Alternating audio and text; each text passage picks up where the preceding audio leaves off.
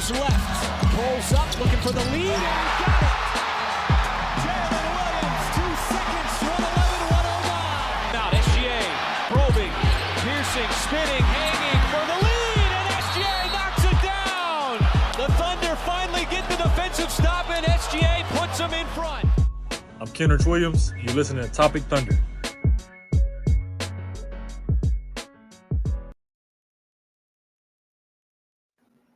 And welcome back, everybody, to another edition of the Top of Thunder podcast. I'm your host, Dylan Hunting. We're part of the Believe Network, and the vibes are much higher in this podcast than they were the past one. First of all, because we got the return of the man, the myth, the legend, the Underscone, Connor Cone. What's up, brother? Man, I've been all over the place, been traveling, but I got to sit at home tonight watching ass beating. It's nice. Mark Daniel just had a quote. I didn't look at tonight like a response. I looked at it as being who we are, which is sick for a team that just won by almost 50 points in game 2. Completely eviscerated the Denver Nuggets. I wasn't on here last time. If I was, what I would have said, like I said, my YouTube video was, yeah, that sucks. Aaron Gordon, big shot. It's annoying, but also a lot had to go wrong. If Chet hits a couple free throws, we're good. If we don't have that foul at the end, we're good. And that we were going to be fine. I picked the Thunder to win in 6. So we were going to have to lose 2 games anyways. And hey, look, the best team in the league, a team that won 68 games and was in contention for the best net rating ever, is pretty good at basketball. Like, I saw way too much dooming from people. I understand it's stressful to potentially go down 0-2, but there's way too much dooming on Monday. We're back. We're good. Team's going back to Denver. As long as you take one in Denver, I'd love to see them take both, go up 3-1 before game 5 at home. But as long as you take one, you've got home court advantage right back. This seems fine. Yeah, nah, man, it was. So me and Tierney was on the pod on Monday, and Tierney, I mean, I'm way more optimistic than most of the group, and so I was saying the same thing. I was like, man, so much had to go wrong. Like, we lost our head there at the end of the game. Aaron Gordon, of all people, made the 3. Like, so many people. Like, on an our Aaron team. Gordon pull-up 3 over the outstretched arms of Chet Holmgren sunk us. Like, if that's the way it's going to go, it's the way it's going to go at times. Yeah. So. It's like, yeah, it sucks. Like, you don't want to lose home court advantage, but, I mean, maybe we shouldn't use the Celtics as a benchmark, but, the past few years, they lost game 1 of the Eastern Conference semifinals and they won the series. Lost those games at home and still won the series. So it's not uncommon for it to happen. Now, going down 0-2, that's a bigger issue. So tonight was absolutely a must win. It was important to bounce back. It was important to get right. It was important to make a statement. And hey, it's that's what they did, man. They did exactly that. Shout out to our guy, Alex Dr. Prof in the chat saying good morning. Shout out Alex, by the way. Shout out to all the overseas Thunder fans that go to sleep early, get up early so they can watch these games, that stay up through the night so they can watch these games. Shout out to you guys, because I'm not built for that, and you guys are awesome with your dedication. Shout out T in the chat, also my guys. T, the vibes are high, my guy. Cone, I mean, we didn't really get to go single large item in the last game because there was just a lot to talk about at the end of the game. But I think we can go single large item in this game. There's a lot to talk about, a lot to cover. And I mean, I'll just go ahead and rip the Band-Aid off, and we can kind of go back and forth on this. Okay. Shai Gilgeous-Alexander grabbed this game by the horns early on and did not let go. That's the MVP. That's the most valuable player. Give him his award. When are they going to give him the award already? I guess game 5 back in Oklahoma City now. It has to be. It was really weird that they just kept delaying it. It was almost like conspiracy theory in my mind. It was like they was gonna try to wait and see what happened at the end of the series and just flip, screw the votes, we're giving it to Jokic or something like that. But yeah, I guess they're just waiting until next week. I mean, game 5 at home, that would be brilliant. Close out the series. Shai wins MVP. We can clap for Russ again, as the series is over. By the way, real quick, I want to say shout out to the fans for there was that altercation and Russ got booed. Listen, I love Russell Westbrook. I'm not saying, just boo him regardless. But there's a little bit of a scrap, and I'm happy that going back to Russ's own playbook, Russ said multiple times in interviews when he was with the team, his only friend is Spalding, like the basketball and his teammates. That's it. When he's on the court, he doesn't care who else is over there. He wants to destroy them. And that's that is the best mentality to have. And it was cool to see, Russ going back and forth with the Thunder guys, like, clashing of the generations and stuff. And it was cool to give him the standing ovation. Not nearly as much noise this time when he came on the court. I don't know if there was that much cheering at all when he came on the court this time, but it was cool to see, Thunder legend of old, the best Thunder player ever, scrapping with the guys on this new team. It was a lot of fun. I had a lot of fun with it. Yeah, no, and we was talking about Shai, but the crowd was phenomenal tonight. Like, amazing. This is, as we've said many times, this is a young team. A lot of them really feed off the crowd. Chet Holmgren, Jalen Williams, guys that struggled last game are guys that really feed off of the crowd. Yeah. And I'm not going to say that the crowd was bad or anything like that. It's really hard to hear, sometimes with TNT mics. Yeah, they lowered the audio a weird level. It varies a lot. Hey, you could hear it tonight, man. The crowd was loud. They were rowdy. When Jay Will, we're going to talk about Jay Will later, but the third possession he was guarding Jokic, the crowd got up on their feet and was screaming for how good Jay Will was defending Jokic. As we said, there was a whole conversation before the series how he was going to treat Russell Westbrook, because it's such a sensitive subject sometimes. And it was awesome to see him get the standing ovation game one. After that, man, he's the ops. I'm sorry. It's like you said, my only friend is Spalding. And also, they asked him before he came back to OKC. It was like, hey, what are your emotions coming back to Oklahoma City for the first time to play in the playoffs? And he's like, I got a love for the fans, a lot of love for the city, love for the team. That's home for me. But at the same time, the same reason those fans got love for me is because I'm going to do my all. I'm going to be competitive. I'm going to go out there and make sure my team wins. So if he has that mindset, we got to have that mindset, and the fans bounce back. The thing that was the most eerie to me, Cone, was when Russ was shooting free throws, you could hear a pin drop in game one. It's why are we getting quiet for the ops? And tonight, to their credit, they might have swung a little bit too far in the other direction, because Russ made a jumper and we booed very loudly. And I was like, oh shoot.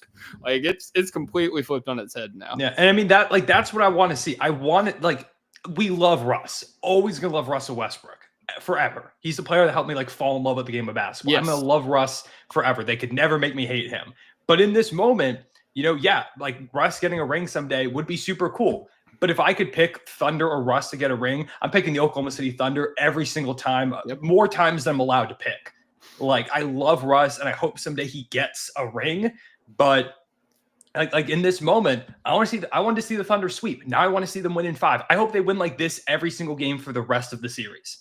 And shout out to Russ. He played pretty well tonight. I saw someone say in the chat, Alex said it's not far-fetched to say Russ was the best Nuggets player tonight. I think he probably was.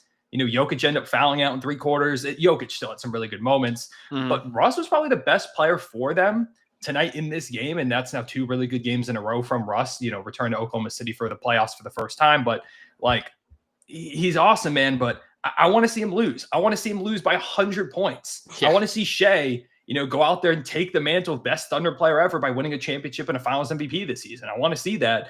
And, he plays like this. It's going to be a lot easier because I'll just rattle off the stat line: 34, 4 and 8. 11 of 13 shooting, 1 of 2 from 3, just 2 turnovers. That's only 3 in the first 2 games of the series. He's been masterful. We talked about the playmaking jump, 95.3 true shooting percentage. And I'll just rattle off a few of the stats I have real quick, and then I'll let you get more into the specifics of what happened throughout the game. Shai was a plus 51 tonight. That is the best plus minus in the history of the NBA playoffs by a single player. The previous record was actually Desmond Bane, which is funnily enough because we gave him one of the worst of all time last series against the Memphis Grizzlies. So Shai has that record now. He also became the 8th player ever to score 34 plus points on 95 true shooting percentage or better in a playoff game. It's a crazy list of the other guys. It's Terry Porter, Dan Maherle, Kirk Heinrich, Chauncey Billups, Steph Curry, Damian Lillard, and Gary Trent Jr. from round 1 with the Bucks when he had that game where he went berserk and they ended up winning. It's the MVP. It's what he does. To go out there and just completely dominate, pick apart this defense. You and I have talked about this before specifically. Shai has a lot of times where he might struggle a little bit with a defense or doesn't quite look like himself. And he always gets he gets that one game and he's like, oh, okay, I figured you out now. Like, I just know exactly what to do. And this game, I mean, he was looked so comfortable. He didn't look bothered at all. Like, the Nuggets threw zone at us. They were like, they went down pretty big and they're like, oh, we're going to throw a zone at you. And it was just whipped to shreds, not just by Shai, but the whole team offensively. But Shai was just, I mean, there was no answer. Yeah, man. No, as you said, man, he responded, he played well in game one, all intents and purposes. He was great in the first quarter. Yeah. And he was the reason that we were still in it in the fourth quarter, despite the middle quarters. But tonight, man, from jump, he was in attack mode and he was killing it. He had, I believe it was a step back mid range on Jamal Murray was his first shot. He had a couple drives to the rim, got to the rim a lot more tonight than he did in the prior series. Was attacking Jokic when Jokic would hedge hard and just blowing right by him. He had some of the craziest shots tonight, in the first half. He had one where it was a layup where he started on the left side. He did the up and under, and where the ball hit on the backboard, it actually makes no sense how the ball rolled in into the rim. The next one he made a sideways floating jump shot to go in. I'm there was no foul. There wasn't really any contact. He was just kind of floating to the side. And it's really funny because shout out T, bringing up Adam Mayers. Whenever we played in the regular season, Adam Mayers had a tweet about how Shai was floating sideways to absorb contact to get the foul call. And nobody would ever float sideways on a jump shot like that. And Shai did that tonight, in the game, no contact. He was just absolutely on one and had the most nonchalant, nasty snatchback ankle breaker I've ever seen on Aaron Gordon. Just eviscerated him and was like, oh, cool, I'm open. Usually if he does it, he usually fakes drives hard and then really snatches hard. Tonight, he was just driving in and then boom, it was just so smooth. And Gordon just did not know what hit him. And, we talk about the playmaking, you mentioned the 3 turnovers. I looked back at it. This is a really fun stat that I pulled. Let me see if I can find the tweet so I can get the numbers exactly right. Okay, I got it. So in 2 games of the playoffs so far, Shai Gilgeous-Alexander has 16 assists to 3 turnovers. Jokic has 12 assists and 13 turnovers in 2 games. Just, a lot of that is a credit to the Thunder defense for turning Jokic over, making life difficult for him and making him a scorer, as being part of a game plan, not letting him pick you apart on backdoor cuts and spraying out to the 3-point line as much. But also its growth as Shai as a playmaker. We talk about the different defense he was seeing. I talked about Tierney on game 1, how Denver was doing a weird box and one, which the one wasn't on Shai. The one was on the screener. So whenever the screener would come set a screen on Shai's man, the guy that was on the screener would hedge out on Shai and keep the double. So they had basically 3 guys on Shai a lot in game 1. Didn't see that as much tonight, but they definitely blitzed him after he crossed half court. They threw the zone out there. They tried many different people on him. They tried hedging hard on the pick and roll, and it just didn't matter, man. I don't think people understand. 34 points in 3 quarters is impressive in and of its own right. 11 of 13 shooting as a guard, man, is ridiculous. Yeah, and the efficiency is absurd. The difficulty of some of those buckets. It's what Shai's done this entire season. It's why, people talk about, I remember after the first round, there are people wow, Shai didn't play well. Is he just going to suck? It's Shai. Come on. What are we talking about? Unbelievable game from him. They're sending help. They're shading over. They're doing things like that. But Shai was just, and this is the team as a whole. One of the things we have fallen into at times, and this happens a lot against zone, is I feel like we get kind of indecisive. We pass the ball around the perimeter. No one's really attacking all that much. We're probing a little bit. We're not really making a decision and just going for it. Shai was decisive in this game. If he saw a bucket he wanted to go get, he was getting it. It was the same thing with Dove, which resulted in free throws. Chet was doing it in this game too. Everybody was decisive. Every single play is we know exactly what we want to do. We see how this defense is going to play us, and we're going to pick it apart. And it led to them having one of the best offensive games in NBA playoff history. They had the most points in a half ever in the history of the playoffs. Yeah. Like, that's crazy. I think we had offensive rating, I saw like 160 or something like that in the first half, which is just completely mind-blowing for a whole first half of a playoff game. Like, this isn't a regular season game against the Washington Wizards in like December, in March when guys are sitting out for them or whatever at the end of the year. This is the Denver Nuggets with a guy who's going to finish second in MVP and is one of the greatest players ever on the other side. And this is what we were hoping for coming into the series. Is this Denver team, they have shown an ability to really amp it up defensively at times.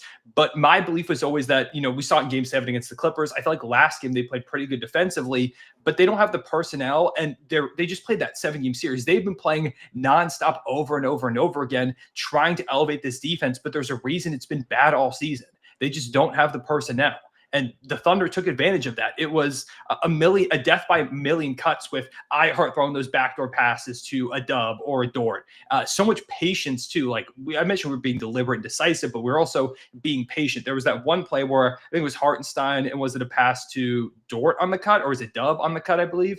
He hit Dub a couple of times. He stood there. The play where he stood there for like 10 seconds. Oh yeah, early on in the game. Yeah, that was the Dub. Yeah, he was just waiting.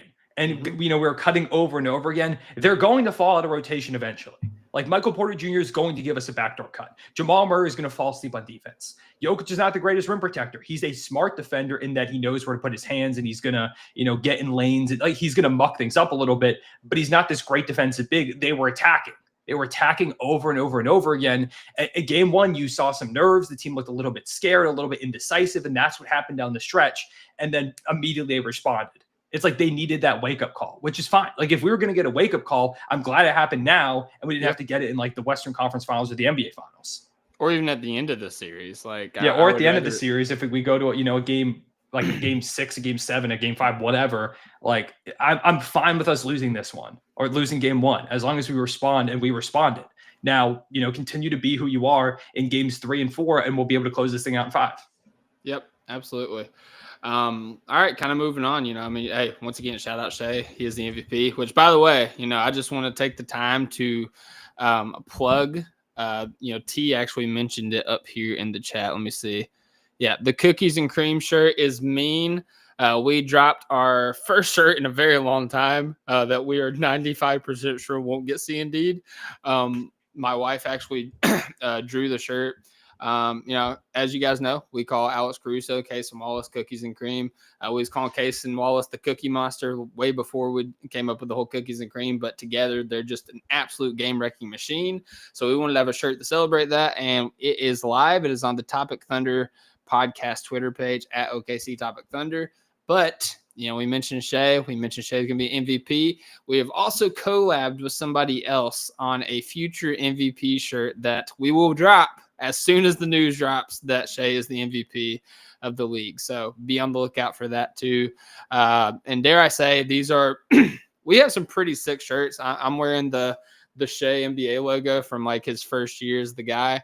But I would say these are like 2 of our best shirts that we've ever had. So be on the lookout. Link is live in the OKC Topic Thunder Twitter. But with that being said, back at it, man. Single large item. Next up, if I'm going to say the second most important aspect of this game, it might shock you. It's Jalen Williams, but it's not Dub. It is J Will, brother. Hey, bro, J Will was awesome. J Will, he played 12 minutes, and it felt like he made an unbelievable impact. He had 3 points, 2 rebounds, 2 assists, 1 steal. Was 1 of 2 from the field, and they were both threes. Missed his only 2 free throw attempts. I think that was in garbage time, and had 4 fouls. But what he did tonight didn't show up on the stat sheet. So last game, one of the many reasons that we lost the game was because Ihart and Chet had 5 fouls very early in the game. Like, I'm pretty sure the entire fourth quarter they were playing with 5 fouls. We couldn't have the double bigs on the floor because we couldn't risk losing one of them. And we had to, basically like go back and forth between the big men. Tonight, Mark nipped that in the bud. Ihart picked up 2 quick fouls, despite starting off phenomenally. Like, that sequence he was talking about where he was super patient waiting for the cut. Like, he had 6 points, 2 rebounds, 2 assists like that. But he also had 2 fouls like that. So Mark subbed in J Will, and, hand up. Like I was not in favor of bringing or putting Ihart on the bench because I thought he was low-key our best player at that point. Had been playing the best. But hey, J Will, to his credit, man, 3 straight possessions. As soon as J Will came in, you could see Jokic metaphorically licking his chops, and 3 straight possessions, J Will logged him up, man. Like he could not get a clean shot on him. And like I said, the 3rd possession, the crowd got on their feet. They were cheering. They were screaming. They were hyped. They were into J Will, guarding Jokic and being physical with him and, getting the boards. And then I think it was in the midst of those. I actually think it was a possession before they got up on that defensive possession. J Will had a 3-pointer at the wing, assisted by Shai. We got a boom in there as well. And later on in the game, it really felt like J Will was in Jokic's head. Like it really felt like he was annoying the crap out of Jokic. And when you have that out of your 3rd big, when you have a guy that can legitimately defend one of the best players in the world, at least be physical, make it difficult on him, but B, frustrate him into mistakes. Like he literally, I'm so glad you tweeted out the picture, Cone, because it was the first thing I thought about. James Harden jumping on old Michael dude's Carter back. Williams back. Michael Carter Williams. God, that's a name I haven't thought about in forever. But James Harden jumping on his back. Jokic literally was jumping on J Will's back. Yeah. That's how mad he was. Like that's how frustrated he was. So yeah, I'm not gonna say we don't win this game without J Will, but he makes it possible for Ihart to get that rest. He makes it possible for our bigs to stay out of foul trouble. And he made it possible for Jokic to foul out tonight and have 6 turnovers. So shout out J Will, man. Big boom tonight. Yeah, I mean, J Will was amazing. He's got good strength. He's really strong. And, he's able to pull guys out of the paint. They were kind of willing to let him shoot the 3, but he has a little bit of gravity pulling people out. I mean, it did feel like J Will was out there. I was shocked when I just looked at the box score and he didn't play that much. It felt like he played 25, 30 minutes with the impact that he had. He got Jokic frustrated, and that's all you can do. If you're out there just giving us good minutes, hitting a 3, drawing offensive fouls, just being annoying and getting the other team flustered. That's what this whole team kind of is. We are just an annoying team to play. It is a flustering, obnoxious, can you guys please stop stealing the basketball for 5 seconds type of squad? And J Will is part of that. Him, Lou Dort drawing offensive fouls. J Will, I mean, those 2 guys got Jokic to foul out in the end. They gave him foul number 5 and foul number 6. The game was over by that point. But getting him to foul out is such a big extra little win on top of everything. J Will was so awesome. He was so good. He got a lot of crap from people throughout the season. I'm sure he checked in. Some people were like, oh my gosh, here we go. J Will's awesome. Man. I would die for J Will. That, just the energy that he brings. You can feel the crowd really gets into it when J Will is out there specifically. Yeah, no, absolutely. He's definitely one of those players that feeds off the crowd, and the crowd feeds off of him. So, yeah, he was absolutely huge tonight. I want to flip it to the other Jalen Williams because he was a player that really needed to have a bounce-back performance in this game, and we expected and thought he was going to have a bounce-back performance. Shot 5 of 20 in the game prior, and tonight bounced back with a really good efficiency night. Dub with 17 points, 4 rebounds, 7 assists to 1 turnover. 2 blocks once again, 6 of 11 from the field and 5 of 6 from the stripe. And he was just so much better tonight, man. He wasn't driving into, just driving without a plan into traffic anymore. He wasn't driving for fouls. He was trying to get to the bucket. He was trying to get to his spots, and he was spraying the ball out to shooters. He was hitting guys on the roll. He looked great tonight, and it was a phenomenal bounce back. He was, if it would have went, 4 quarters, he could have had a double-double with his assists because the beginning of the 4th quarter is his time. And that's what I was saying is the decisiveness from him. He was not, there was a lot of times in game 1 where it felt like he's okay, I have to prove myself. We need buckets. I got to do something. Tonight, he took it a lot slower. He probed the defense. He got down low a lot. He had 7 assists again, finished with 1 turnover. The amount that this team took care of the ball, it was 9 turnovers for us to 20 for the Nuggets, 11 turnover difference.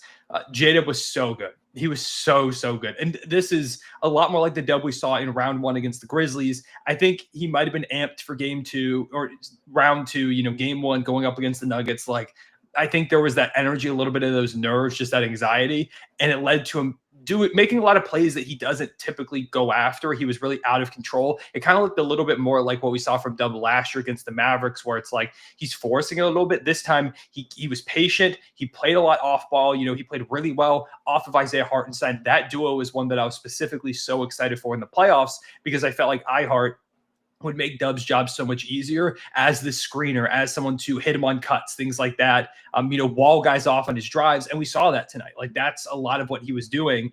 And it was huge. It was so big for Dub to have iHeart out there. And credit to him, he got a lot of flack after game 1. People were mad about him doing the Torian Prince, rebounding thing or whatever. Mm-hmm.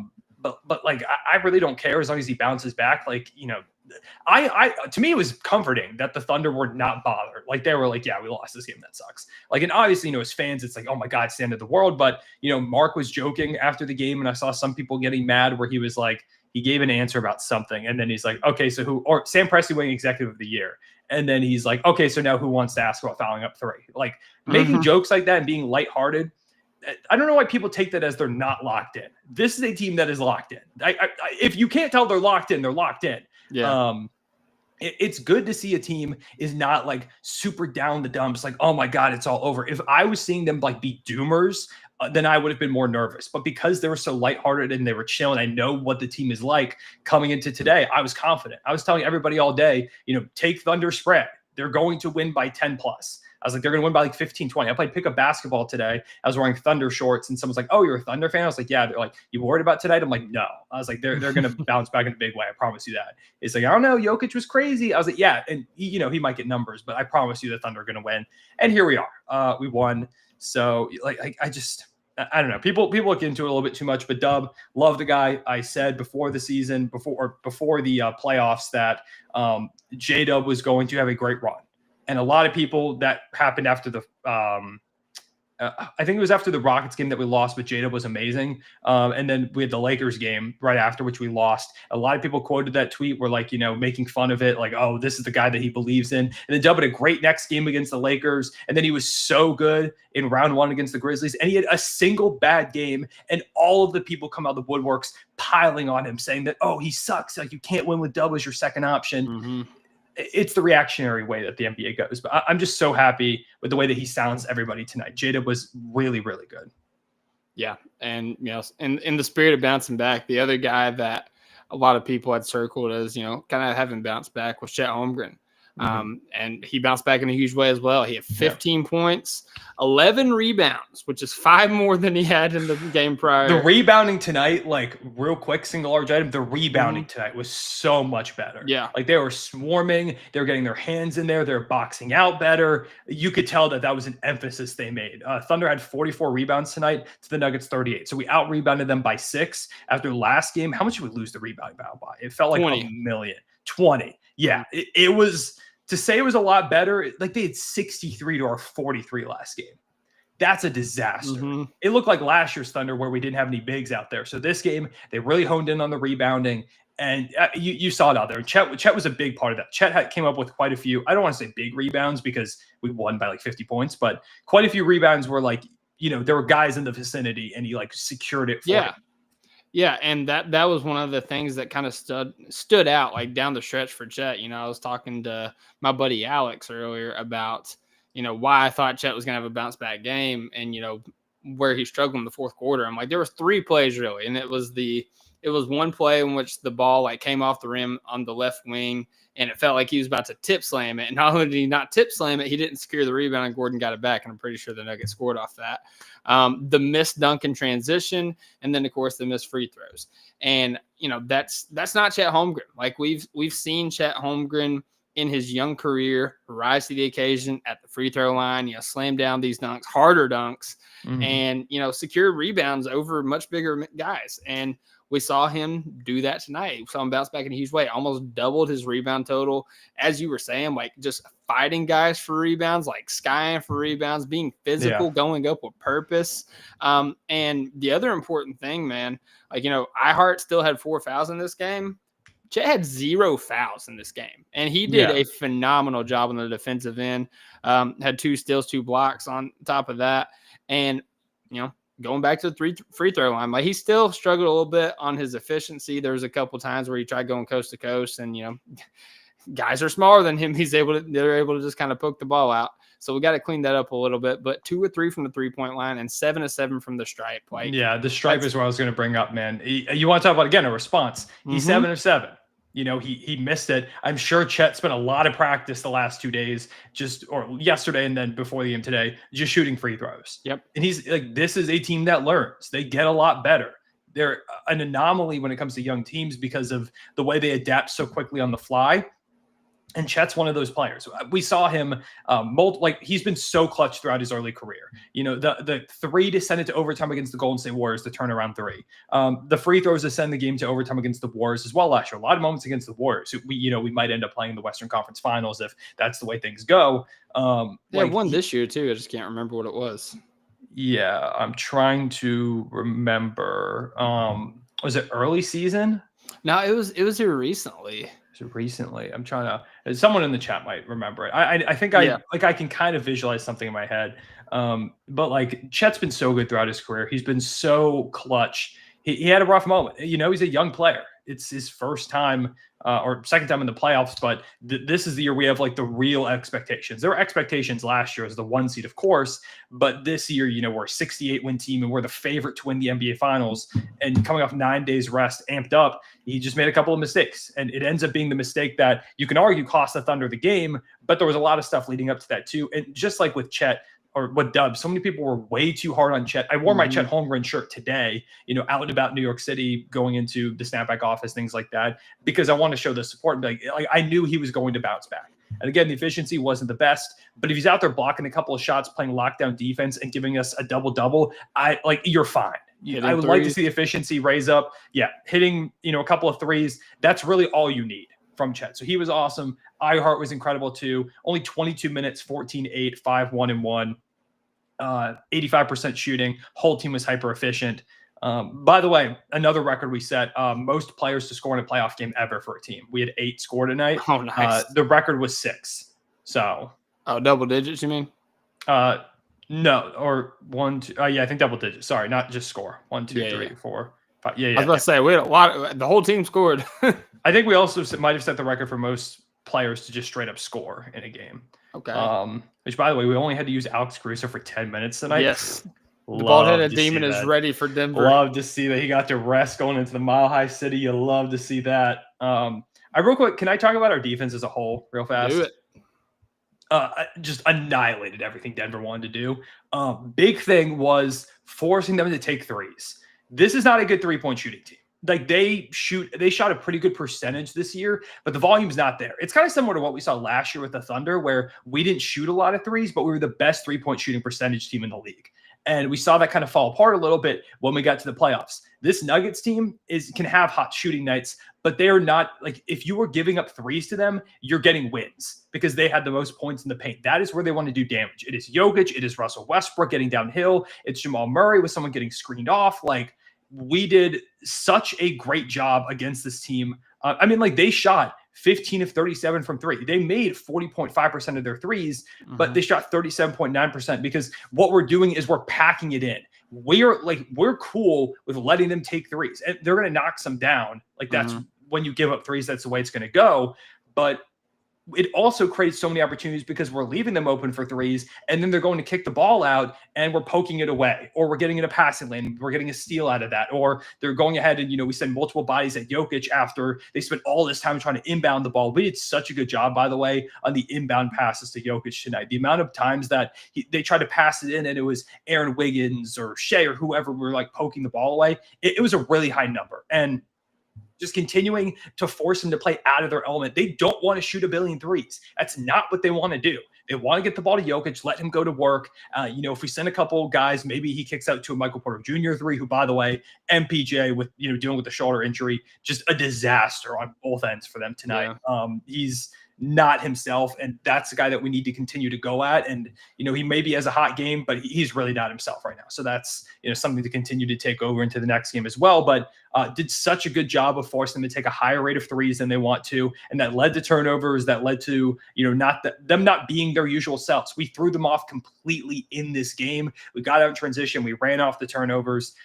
This was the Thunder defense. Like last game, there was also a lot of this, but it felt like there were also a lot of, we were letting guys leak out, or we were letting them kind of run a little bit, not stopping the ball the way that we typically do. There were a couple of great plays like that Lou jump up and like stop the ball and transition play they had against Jokic. Yeah, that was crazy. Like that was awesome. Caruso went absolutely insane. Like he's ridiculous. But this game felt like the Thunder defense. Like if you lock down the interior, if the Nuggets are going to take a bunch of threes, you can live with that. You just can't live with them eating you alive on the interior and knocking down threes. You got to shut something off. If you can shut down the interior, if you can make life really difficult for them on the inside, then you're going to win most of the time with this offense going up against their defense. So more of that going into game 3. And you could see the adjustments is basically what I'm trying to get at, because I know a lot of people are also piling on Mark Daigneault after last game. And yeah, I didn't agree with the fouling up 3 thing. I kind of hate it as a basketball fan and how much pressure it puts on, being a fan of the team. But like Mark responds so well. Yeah. And like, even if I hate fouling up 3, I understand like the reasoning and the strategy behind it. It was just like, God, man, it was so fast. Yeah, it's just the speed in which it happened. And, that one play where Jokic isn't in and we foul up 3, like that is the one where I would have just lived with it. If they make a 3, I think we still had a timeout at that point. Like, let them do it, I'm fine with that if Jokic isn't out there. And I think ultimately, like, that was the moment where Mark made a mistake. And he admitted to it. He said, like, that's my call. If you have a problem with it, if you want to say lost the game, whatever, that's on me. And I think that's a sign of a good coach. I think it's also a sign of, we are young and inexperienced, and so is Mark. Like he's still figuring things out. And I mean, game 2, he coaches one of the greatest offensive performances in the history of the sport. Like he's a demon for a reason. Yeah. It's funny. They asked him like, what changed from game 1 to game 2 in terms of like your preparation or your game plan. He said the game plan didn't change. We just executed a whole lot better. So yeah. And I mean, that's what happens. Like you can talk about, the mistakes that Mark made or things like that, but you can have a game plan. It doesn't matter if it's not executed. And like, we're talking about that whole game completely different. Like, yeah, it was a little bit scary, but if Chet makes a couple of free throws, if we hit a few more buckets down the stretch, if we get some more stops, if we don't give up a million rebounds, we could have wiped out that one pretty comfortably. And we're up 2-0 going back to Denver. It's just unfortunate that Aaron Gordon, he legitimately also just hit an insane shot. Like that's not a shot Aaron Gordon takes very often. He's not a pull-up 3-point shooter. So credit to him for hitting a hell of a shot. And in the end, we went ahead, we bounced back in a big way. If we play like this for the rest of the series, we're going to be completely fine and we're going to win this 1 in 5. Yep, I'm with you, man. Last person I want to talk about is a bounce back guy before we get into some of the other players. Staying with the theme of bouncing back, Isaiah Joe, who was 0-4 from 3 in the first game. A lot of his stuff was in garbage time, but he did hit a big 3 early in the game, and he hit one in the third quarter while the starters were still out there. But 14 points on 5 of 5 shooting, 4 of 4 from the stripe. The moon ball haunts you, man. Like the moon ball is still there. Like that was the one thing on the rest versus rust conversation. Like if there was going to be rust, it was going to be jump shooting, and it was there. Like the rust and the jump shooting was there for everybody except Caruso and Dort. Aside from that, like even Shai kind of struggled with some of the jump shots. We got back in rhythm. We got a deep breath. We're back into playing form, and the shots were falling tonight. The shots were falling a whole lot better tonight. Aaron Wiggins too. Wiggs was also awesome. 10 points, 5 rebounds, a steal, 2 threes, 4 of 8 shooting. Really, as the game kind of started to get pushed away, Lou was awesome. Only 2 of 9 from 3, which it didn't feel like he missed 7 threes. Yeah. But defense was awesome from him. Casey Wallace, 8 points, 2 rebounds, 2 assists, 2 steals in just 12 minutes. 2 of 3 from 3 as well. Man. Yeah, man. I mean, if his threes are hitting, like that's good. And this is the cool thing about this team is with the depth that we have. like, we're able to play so many different guys, not that many minutes, and it helps. Like, depth isn't the end all be all in the playoffs. Usually people say depth isn't that big of a deal, but it's a huge luxury when, we can only play, like, Shai's only got to play 30. And obviously we're up a ton, but like Shai only had to play 30. Ihart only had to play 22. Caruso, again, had to only play 10 minutes. Zay played 17, 12 from Case and 15 from Wiggins. And then we got 13 from AJ Mitchell, who had 10 points, by the way, and a steal. Yeah, shout out AJ. Second round game, shout out to AJ. It's a really good team. Ooze got a couple points. He hit a couple free throws. Gang playoff minutes, brother. Jang gang, baby. Look at the Jang. Imagine me telling you that Usman Jang would get playoff minutes in a game where we beat the Nuggets by 43 last year. Imagine that. Hey, shout out Christian saying he just ordered the cookies and cream shirt. We appreciate the support, sir. You are a goat. Yeah, T brought up, where's it at?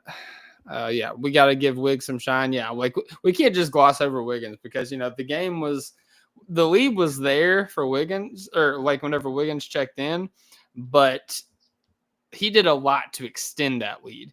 Knocking down 2 threes, and had a really nice steal on Jokic.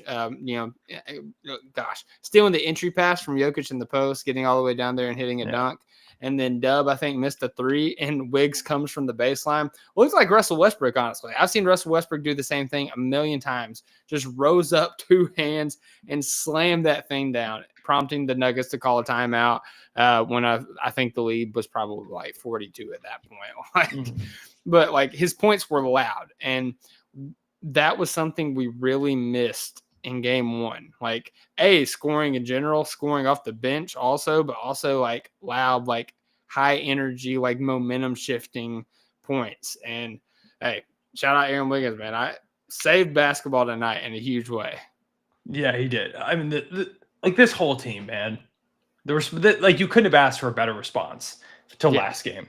It would have been cool if we, won like a somewhat close game and won by 10 and pulled away in the end.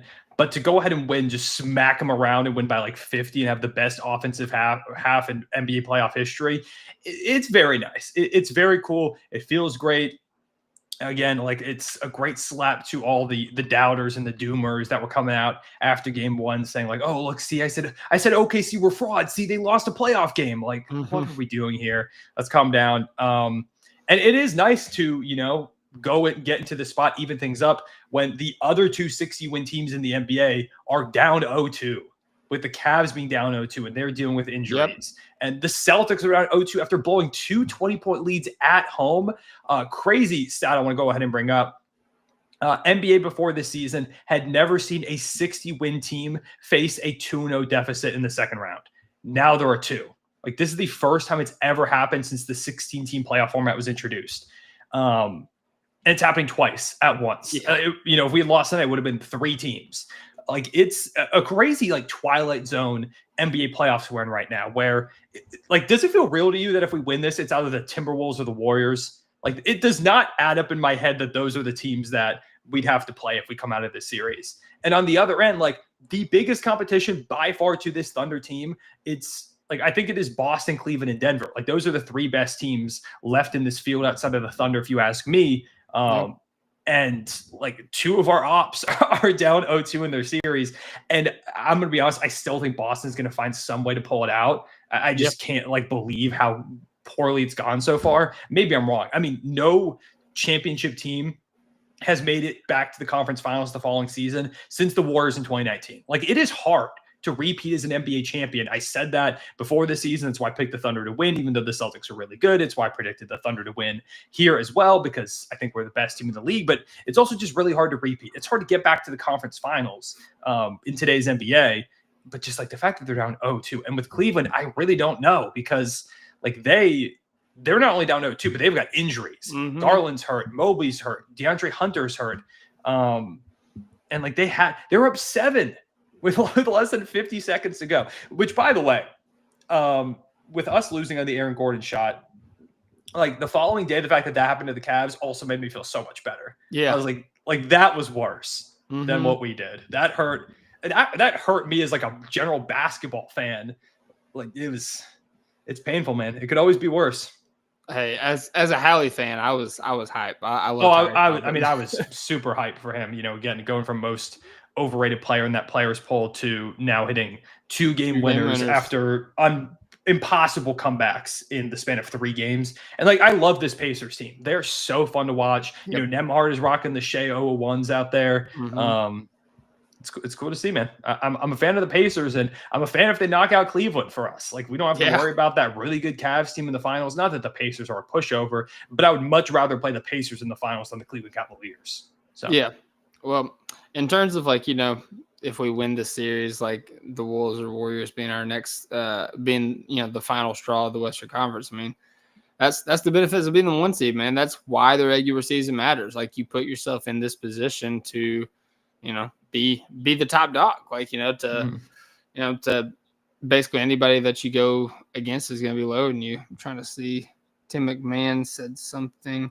Oh yeah, they asked Dub about what he had to say about Shai setting the record for the highest plus minus in playoff history. He said he was Shai.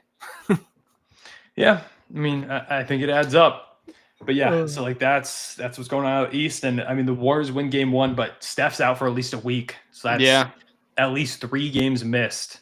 I don't know, man. I the Wolves look so bad last game. They've got the worst 3-point shooting 2-game stretch in NBA history, by the way. Going from the last game against the Lakers to game 1. I think they're 17 of 76 or something absurd like that. Is that worse than 25 of 100? I think. Let me see. Let's see. Timberwolves worst, or it might be less than 17. Yeah, it is. It is. It's 22%. I just did the math. Okay. So yeah, it is. It is worse, man. I mean, yeah. Oh, sorry. 12 of 76 over their last 2 games. Oh yeah, that's much worse. Yeah, which is abysmal. So yeah, 15 points, 8%. Yeah, they've got a lot going on over there in Minnesota right now. So, but I mean, they have to go. They have to win these next 3 games without Steph Curry, right? Right? They at least got to win 2, but I don't know, man. That's a weird series. All the Warriors series have been weird, honestly, man. Very weird. Almost giving up the 3-1 comeback to the Rockets, and now you go into this one, and it's Steph Curry's out for at least a few games, but you still obliterate. Buddy Hield is just unbelievable again. Yeah. I don't know. This is one of the weirdest playoffs we've ever seen. It is It's been so fun, though, man. Honestly. Oh, it's been so much fun. Because outside of this game, when's the last time we got a blowout? It's been a minute because none of the games in round 2 have been a blowout so far. I mean, we want to talk about a historic blowout. Yeah, that was the last time. Which game was? I mean, I guess game 7 of Clippers Nuggets kind of was a blowout. Yeah, that's true. Yeah, so that was the last time. But I mean, nothing in the second round outside of tonight has been anywhere close to that. Game 7 of Warriors Rockets was fun, or game 6 was fun. Game 7 was kind of a Warriors blowout in the end, but it was close at least for a little bit. It's been an all-time playoffs, man. I'm having so much fun with this thing. It's especially now that we're back and we're feeling good again. Mm-hmm. It would have been we're down to 0-2 and the playoffs are happening, but these playoffs actually suck. Which the NBA did this thread of look at people reacting to the playoffs, and they put my tweet in the thread, and it was my tweet where I said unbelievably crushing loss aside, these playoffs have been incredible. Yeah. Okay, you don't need to don't put it out there when I'm talking about the unbelievably crushing loss. It's not. I mean, don't put me on blast like that. That's crazy. Yeah, exactly. Well, hey, man. I mean, hey, we got the victory. We got the bounce back victory. Now, the pressure is still on us. We definitely need to win this next game, I would say. I think that, obviously the Nuggets, they got to rest their starters for the 4th quarter, but we also got to rest our starters for the 4th quarter. So both teams should be rested going into Denver. The home court advantage is now in Denver's area. They got the double home court advantage with the altitude. What is your prediction for game 3, Mr. 3 Count? Yeah, I mean, I'll say I don't think it's not a must win. It's a very, very preferred win. You definitely don't want to go down 2-1 with the next game in Denver. But I think we'll go out there and win. I'm going to say we win by like 15. I think we win somewhat comfortably in the end. The Nuggets are going to fight a little bit. I think we build up a lead. They battle back. And in the end, the Thunder kind of shut the door down the stretch. Big plays from like Shai, Chet, Dub, I heart all those guys. I think Caruso, again, goes kind of insane. And I think we get another win. I think we go up 2-1 in the series. And, looking forward to game 4. I like it. Yeah, I'm going to say I was actually thinking 13 before you said 15. So. Okay.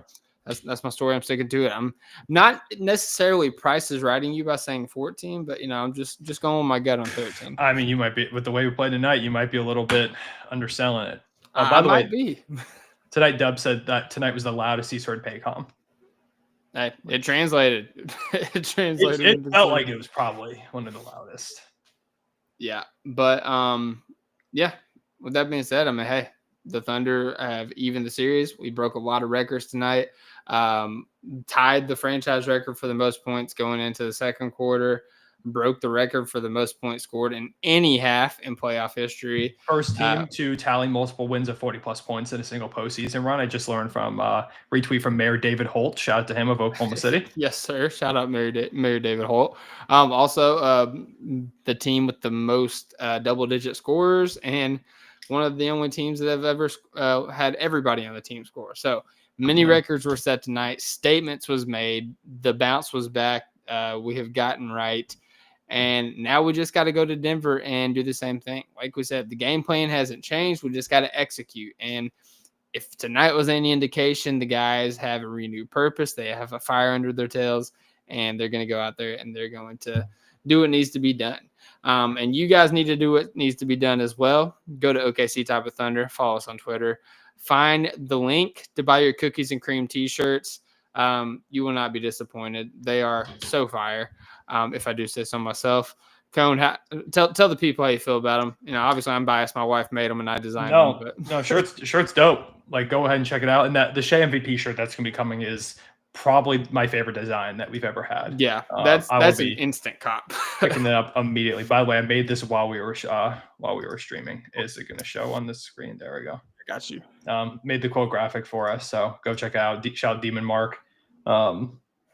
Made it. I pulled out my laptop in front of my computer and opened Photoshop and did that while we were talking about the initial stretch of the game. So very nice. Hey, can you pull up a picture of the shirt real quick while you got this?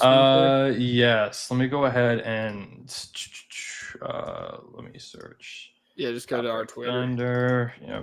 We can show you guys what to do. Go to OKC Type of Thunder, like Cohen's about to do, and you can follow us while you're there. Here it is. Yep, go here. New shirt drop. There's Alex Caruso looks very Elmer Fudd in this, and it's hilarious. Yep. But yeah, diving for the loose cookie on the floor, Cason's dunking it in the milk. It's fire, man. It's a good time. So shout out Alex Caruso, shout out Case Wallace, the Cookies and Cream Wrecking Machine, and as we said, be on the lookout for that Shai MVP shirt, and we will reveal the collaborator as well. If you are still in the chat, thank you guys for sticking around. Let us know how many games the Thunder are winning this series in. And it better not be any more than 5. Subscribe to the channel, hit the notification bell so you don't miss out when we go live, as we will after every game the Thunder play in these playoffs. And until next time, hope everybody has a great night. God bless. Hoop when you can. And as always, Thunder up. Look at this team. Look at us go.